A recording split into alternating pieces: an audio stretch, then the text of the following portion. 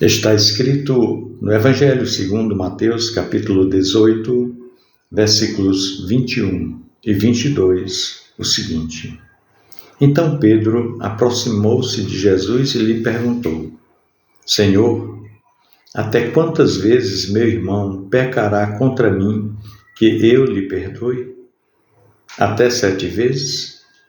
Respondeu-lhe Jesus: Não te digo que até 7 vezes, mas até 70 vezes 7. Meu irmão, minha irmã, poucas palavras de Jesus geram tanto confronto interior em nós quanto estas aqui. Perdoar 70 vezes 7.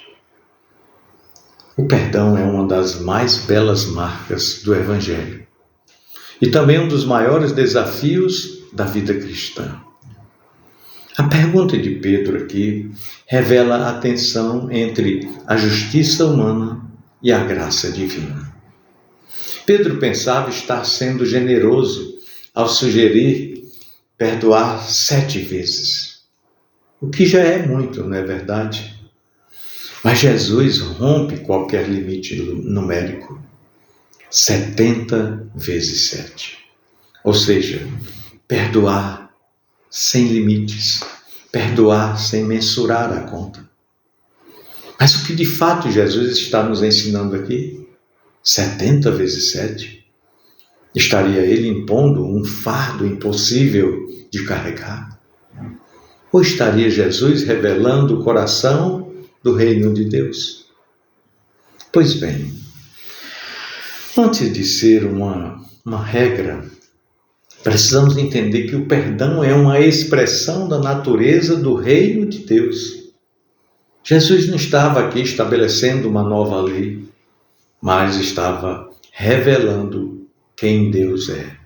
Ou seja, Deus é um Pai que nos perdoa graciosamente, incansavelmente, mesmo quando nós não merecemos. Quando Ele nos convida a perdoar, na verdade está nos convidando a sermos parecidos com Ele. O perdão, portanto, é uma resposta espiritual, não uma fórmula jurídica, digamos assim. É um movimento do coração que nasce da experiência de ter sido perdoado por Deus. Por isso, no reino de Deus, perdoar não é uma sugestão, mas um chamado à maturidade espiritual, um desafio à santidade, à semelhança com o Pai. Mas aqui nesse texto é preciso fazer uma distinção importante. Perdoar não é o mesmo que ignorar o mal, fazer de conta que nada aconteceu. Não é isso. E infelizmente muitas pessoas interpretam mal esse texto e acabam usando o perdão como, digamos, uma arma de silenciamento ou de opressão. Imagine quantas vítimas já ouviram: você tem que perdoar, afinal, você é um cristão. E com isso, pessoas foram forçadas a suportar abusos, traições, injustiças, violências, como se perdoar significasse aceitar o mal e conviver com ele, como se nada tivesse acontecido.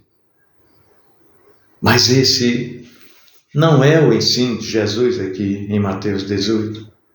Perdoar não significa abrir mão da justiça. Não. Crimes devem ser denunciados. Relações tóxicas precisam ser confrontadas. Fronteiras precisam ser estabelecidas. Jesus nunca incentivou o silêncio diante do pecado. Ele mesmo confrontava os fariseus, repreendia os hipócritas e denunciava os opressores. O perdão, portanto, não anula as consequências do erro, mas liberta o coração do ofendido do desejo de vingança, de retaliação e, principalmente, do peso da amargura. Sim, porque ofensas não perdoadas, perdão não liberado, tende a gerar raiz de amargura no nosso coração. Em alguns casos, perdoar será algo rápido, mas em outros será um caminho longo, lento, difícil. Deus não exige um gesto automático de nossa parte, não. Ele conhece as nossas feridas. Algumas dores precisam de tempo, de espaço, de escuta, de acompanhamento. Perdoar não é esquecer, não. Nem é se reconciliar obrigatoriamente, também não. Reconciliar-se depende de duas partes, de duas pessoas. Já perdoar depende de uma única pessoa. E essa única pessoa é você mesmo. É possível perdoar e ainda assim estabelecer limites. É possível perdoar e não restaurar a mesma convivência, sim. Mas é impossível ser um seguidor de Cristo sem desejar o perdão como direção do coração. Se eu andar com Cristo, meu coração é predisposto a liberar perdão. O perdão é uma decisão espiritual. E mais do que libertar o outro, ele liberta quem perdoa. Enquanto mantemos rancor, ressentimento ou desejo de justiça própria, é nossa alma que fica envenenada. Pois é, por isso que tem pessoas amargas que acumulam em si raízes de amargura. Como disse alguém, perdoar significa libertar um prisioneiro e depois descobrir que esse prisioneiro é você mesmo. E aqui Jesus nos chama ao perdão não porque ignora a nossa dor, não, mas porque Ele conhece o quanto ela pode nos consumir. Olha, meu irmão, minha irmã, perdoar não apaga o passado, mas pode redimir e redefinir o nosso futuro. E nesse processo, nós não estamos sozinhos. O Espírito Santo nos ajuda a orar por quem feriu, mesmo que essa oração seja regada com muitas lágrimas. Ele sara o coração ferido com o bálsamo de sua graça. O ensino de Jesus aqui em Mateus 18, 21 e 22 é muito claro. No reino de Deus, o perdão é o solo onde nós caminhamos.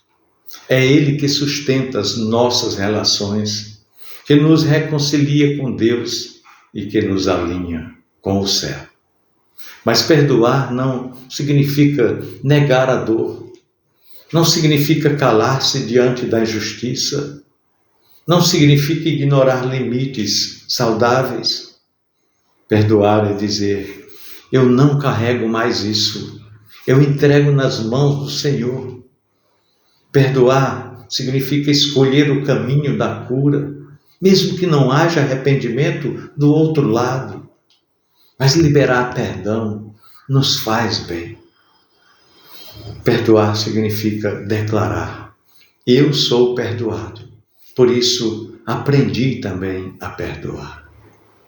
Por isso nós devemos orar, clamando ao Senhor que conhece as nossas dores mais profundas, que conhece as feridas causadas por palavras duras, por gestos de traição, por atitudes injustas. Pedir a Ele que nos dê coragem e competência para perdoar, como Ele também nos perdoou.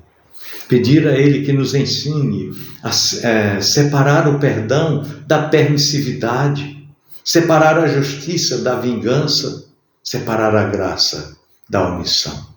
E pedi-lo que cure as nossas feridas, renove os nossos relacionamentos e liberte-nos da amargura e do rancor. E possa nos tornar cada vez mais parecidos com Ele. Pensemos nisso, no amor de Cristo Amém.